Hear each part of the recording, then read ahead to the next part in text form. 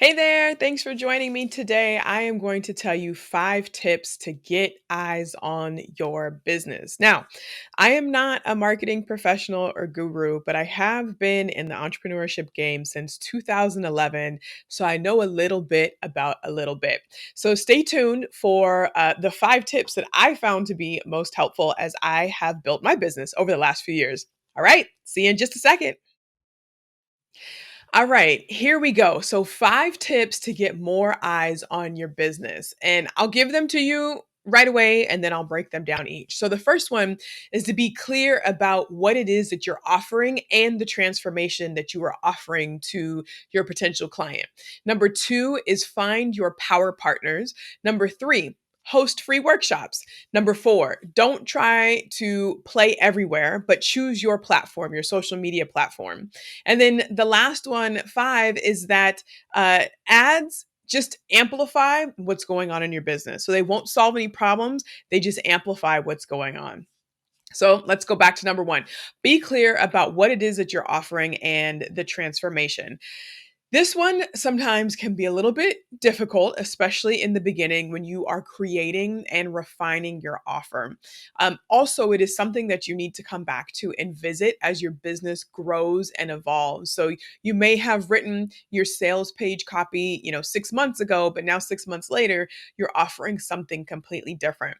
One thing that I heard the other day is that people spend so much time trying to sell the product or the service when they really should be spending time selling the transformation. And that really resonated with me because at times I feel myself saying, join Transcend, form an LLC, do this, I can help you, instead of talking about, okay, after you form your LLC, these are the options that are available. After you join Transcend, the membership community, you will now be supported by like minded entrepreneurs. You will get educational workshops and you will get actual advice from real live, licensed, professional, expert people in their field, right? That's probably more exciting than this is a membership community. We meet 3 days a week or 3 days a month and you get XYZ, right? Those two things probably feel different to you as I just described them. So, really think about what is the offer that you are creating. Now, another thing is, it doesn't have to be super complicated. It really doesn't. It really, really doesn't. I know that a lot of times we look at these businesses where they are, and that's where we want to be. But there's no shame in starting right where you are. And that's also sage advice to build your minimum viable product. So, what is the most bare bones offer that I can put out there, right? What does that look like? So for me, one day I want Transcend to be a national resource. I want there to be a number of different membership communities inside Transcend where people can join and get online and get the workshops and the community. And I want there to be multiple times throughout the week where people can meet. I want to be a resource internationally for Black and Brown entrepreneurs. I also want to be top of mind in California, that everyone who wants to form a business in California comes to Transcend.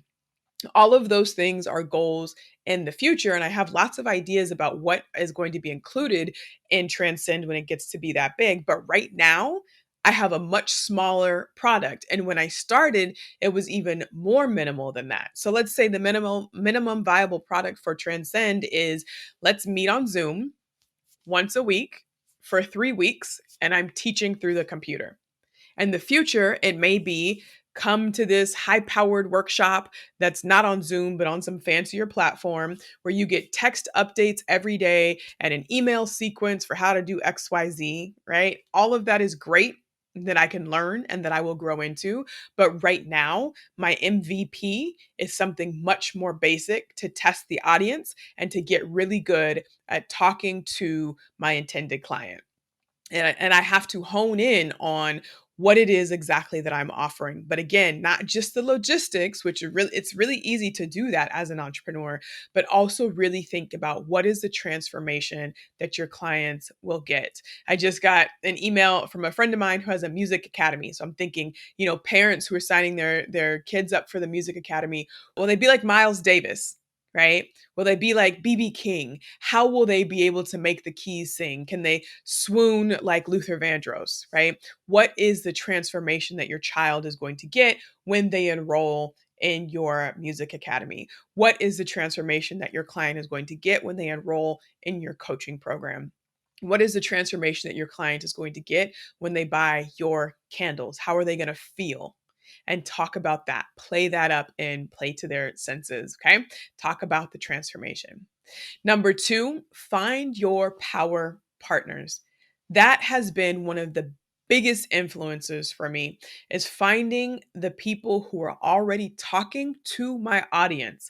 It is important to build your own audience, but until you do, or while you're building, or even once you have your own audience, play off of other people's audiences. So what really helped me in the beginning get started was doing workshops and presentations for the SBA, the Small Business Association. And there's also the SBDC, Small Business Development Center. That's what I was thinking of as well.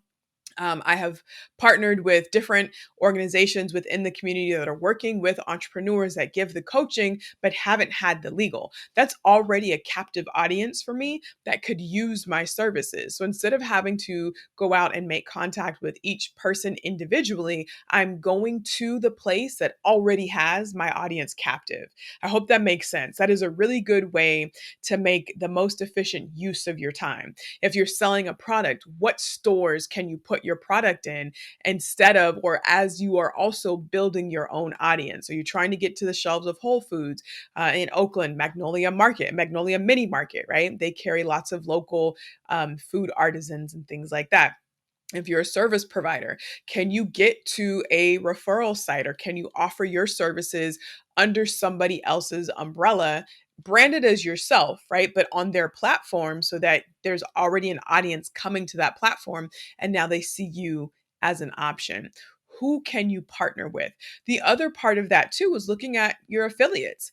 Can you have your people who have been through your program, who have purchased your services, can you create an affiliate link for them where they get some kind of monetary kickback to share the link for your product or for your service? Or maybe it's not even monetary. Maybe it's if they refer three people to your yoga class, they get a month free, something like that, right? Where it is sort of monetary, but you're not giving them money. Maybe you're just exchanging the value of what they gave to you. So think about your power partners that will really make it easier and quicker to grow your audience instead of trying to do it one on one or in addition to doing it one on one. The third thing, and you may not like this one that much, but host some free workshops or put yourself in a position where people can find you and learn something from you without having to pay first. So, there is this thing called the know, like, and trust factor. If you are just starting out as an entrepreneur, or even sort of a young entrepreneur, or an entrepreneur breaking into a new area that you haven't been in before, you have to build up the recognition, the know. People have to like you, and then they have to trust you. So, how do you do that? The easiest way to do that is to give people information that is trustworthy and that is useful. That doesn't mean that you have to sell, give away your whole platform. Don't do that. But what you do is you tell people the what if you're a service provider, but not the how. Let me tell you what you need to do to form your business, but for you to learn the how, you have to come to me. Let me tell you what you need to do to relax your mind. The how is purchase my candles. Let me tell you what you need to do to get your student to be admitted into Berklee School of Music, your child to be admitted into Berklee School of Music. I'm going to tell you the what, but to get it done, you got to come to me for the how. So don't be afraid to give some information away for free. Stuff that's like low stakes, stuff that you probably think of as inconsequential, that stuff that's like, it's just so second nature to you. It's no skin off your back and not a lot of effort for you to make a one-page graphic or of information or to do a workshop or to put a video on YouTube. Make it accessible and share that with people. That will really change the game for you because now you are allowing people to get to know you, to like you, and then to trust you when you give them good information. It works the same way. Think about people getting samples from Costco. right? It's a free sample. Those free samples aren't hurting their business at all. Maybe they, lose a bag of chips because they've given a bag of chips away. But the return on that tasting, that chip tasting, is so great because now they're buying multiple bags of chips, right? So give people a taste of what you're doing, whether you're doing a live workshop, and live could be live in person, it could be live via Zoom, it could be live via Facebook, it could be live via Instagram. Almost forgot that platform. Or you could put it up evergreen, like on YouTube, or maybe record a video and put it on social media, or somehow make yourself accessible. Not all the time, but maybe you do a question and answer once a week, something like that. Maybe you do a guest spot on a radio show or on a podcast so that you can get your audience to become familiar with you. Do something for free until you create, even, you know what, I was going to say until you create that following, but even after that, every business just about has something for free, right? Even if it's like a recipe that you can use with their salsas, or, this checklist for new business owners, right? So create something and know that that's going to be one of the hooks that gets people into your orbit to be able to get more eyes on your business. Okay, number 4, we're almost done here. Don't try to be everywhere at one time. I am so guilty of trying to do too many doggone things and trying to be on too many doggone platforms at once. And the pressure is huge. The pressure is huge. My primary platform is Instagram. And then, of course, because people were able to grow their following so quickly on TikTok, I got you got to get on TikTok. You got to do this. You got to do that. Half the people who told me to get on TikTok aren't even really on TikTok themselves. Some are, but a lot of them aren't. But here's the thing. When each platform requires a little bit different skill set, and if you're trying to be everywhere at once, especially if you don't have a team behind you to run the marketing and the social media, it is going to take up so much of your time. Another thing is that it makes it much harder to make tweaks. So if you were just playing on Instagram or just playing on LinkedIn, you are going to learn much more quickly how to write a post for LinkedIn that gets lots of attention. You're going to learn the tools and the strategies to get more eyes on your business on that platform. And then once you get it up and running the way that you want it to be, then branch out to something else. It's kind of like being I was gonna say jack of all trades, right? And master of none. It's like being everywhere. You don't want to be everywhere and be lukewarm. You don't want to be lukewarm anywhere.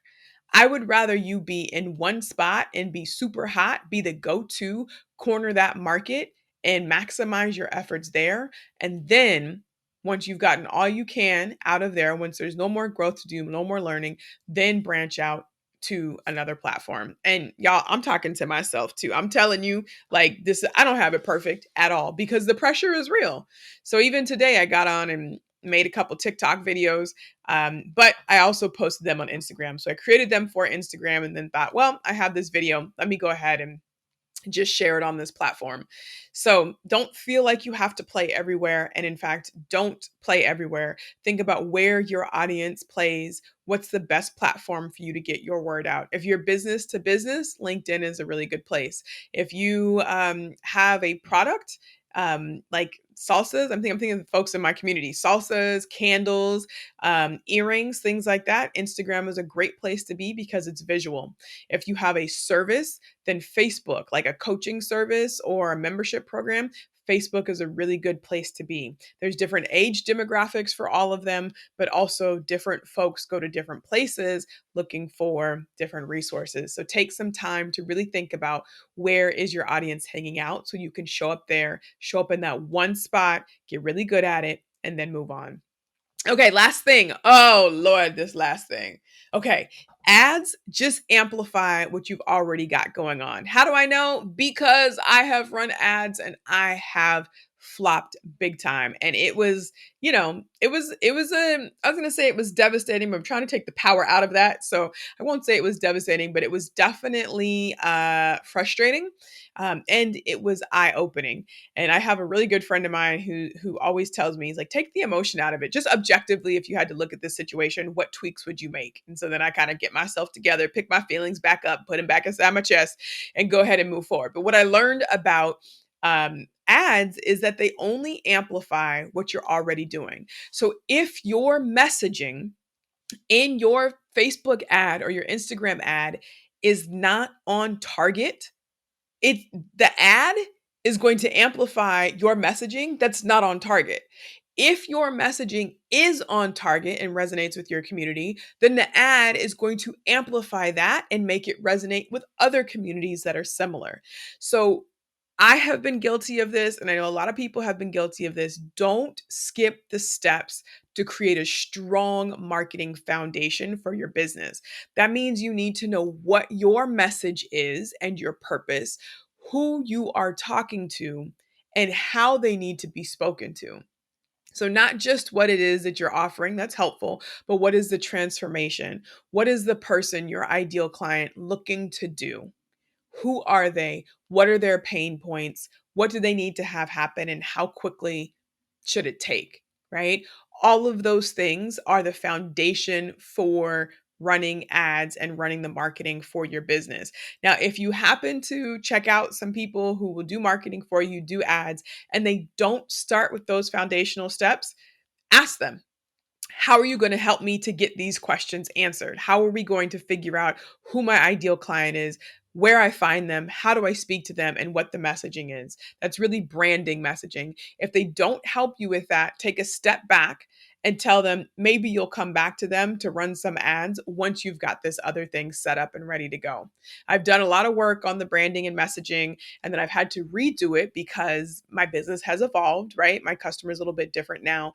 And I realized a few months ago, after I had run and spent some money on ads, that my messaging just wasn't hitting. And the folks that I had used to do the ads, they weren't branding and marketing people, they were Facebook ad people. So they were writing copy, but based on the foundation that I had given them. And I hadn't honed in the messaging tightly enough to make it really, really hit. So they based the ad copy on what I had given them, but I hadn't done the work that I needed to do. And then I just ended up losing a bunch of money in ads. So take it from me, someone who has been through it before, take the time to get your messaging right. Get those foundation pillars right so that your ads will amplify exactly what you're already doing instead of for the good, instead of, wasting your time and money amplifying a message that doesn't serve your audience. Okay, recap real quick. Number one, be clear about what you're offering, including the transformation, especially the transformation. Two, find your power partners so you don't have to reach everyone one on one. Three, host some free workshops or give away some information. Give away the what, but not the how. Number four, don't try to play everywhere. Pick a platform, get really good at it, and then decide to move on if you need to at that point. And last but not least, number five, if you don't take away anything else, take away this because I'm trying to save y'all some money.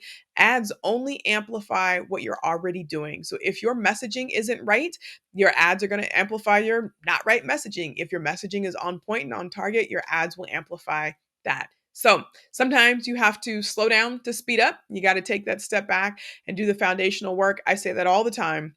Whether it's starting your business, forming your business, or doing the marketing for your business, take the time to set it up right because it will benefit you tenfold in the future. The last thing you want to do is spend some money, then go back and have to fix it and spend the same money plus some that you already should have spent in the first place. Right? Okay.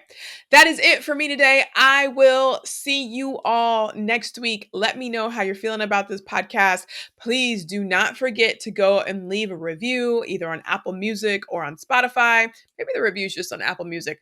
But I appreciate your feedback. Let me know if you have any questions. Connect with me on social and let's build these businesses and leave these legacies. Talk to y'all soon.